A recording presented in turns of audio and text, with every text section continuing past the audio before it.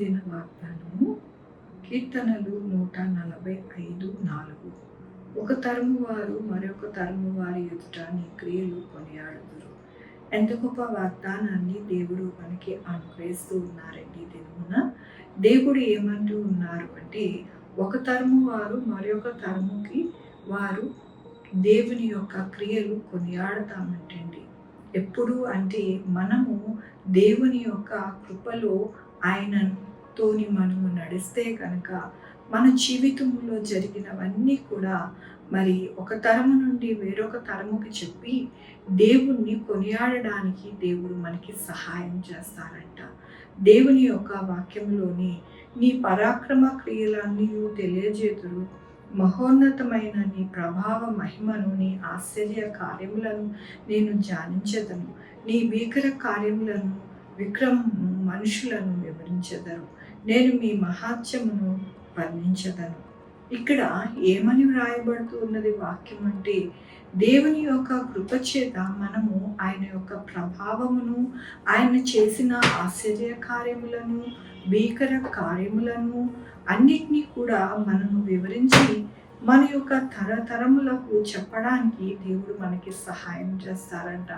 అదే కాకుండా దేవుణ్ణి మనము కీర్తనలతోనూ ఆయన యొక్క గొప్ప కార్యములను మనము ఎత్తిపట్టి ఆయనకి మనమంట ఎల్లప్పుడూ కూడా మరి కొనియాడుతూ మనము జీవిస్తామని ఈ దినమున దేవుడు సెలవిస్తూ ఉన్నారు. అట్టి భాగ్యాన్ని, అట్టి కృపని మనకి ఇచ్చినందుకు దేవునికి వందనాలు చెల్లిస్తూ ఉన్నాను. ఈ దినమున పుట్టినరోజు, పెళ్లి రోజు, అనేక శుభదినములు చేసుకుంటున్న వారందరికీ కూడా నిండారుగా శుభాకాంక్షలు తెలియజేస్తూ ఉన్నానండి. మీ జీవితంలో దేవుని యొక్క ఆశీర్వాదము, ఆయన బహుమానము, ఆయన దీవెన మీకు కలుగునుగాక. ఆరాధించుకుందామండి. యెహోవా దేవా, నా తండ్రి, నా ప్రభువా, మీ కృపా కనికరాస్తాను బట్టి నీకు వందనాలు, స్తుతులు, స్తోత్రం చెల్లించుకుంటున్నాను. నాయన, మా జీవితంలో గొప్ప కార్యాలు చేయడానికి, అలాగే నాయన నా తండ్రి నమ్మకముగా, నీతిగా, భక్తిగా మీతో నడవడానికి నాయన మీరు సహాయం చేస్తా అన్నారు. అదే కాకుండా నాయన నా తండ్రి మా బిడ్డలకి నాయన మీ యొక్క అద్భుత ఆశ్చర్య కార్యాలను వివరింపచేయడానికి మీరు సహాయం చేస్తాను అంటున్నారు నాయన. అయ్యా నాయన, మీ యొక్క కార్యములు బట్టి మేము నాయన ఎత్తుపట్టి మిమ్మల్ని స్తుతించేవారిగా ఉంచుతానంటూ ఉన్నారు. మీకు వందనాలు చెల్లిస్తూ ఉన్నాను. యేసయ్యా నాయన, ఆరాధించుకోవడానికి మీ మందిరంలోనికి వచ్చి నాయన మేము ఆరాధించుకోవడానికి నాయన మాకు అర్హత లేదు.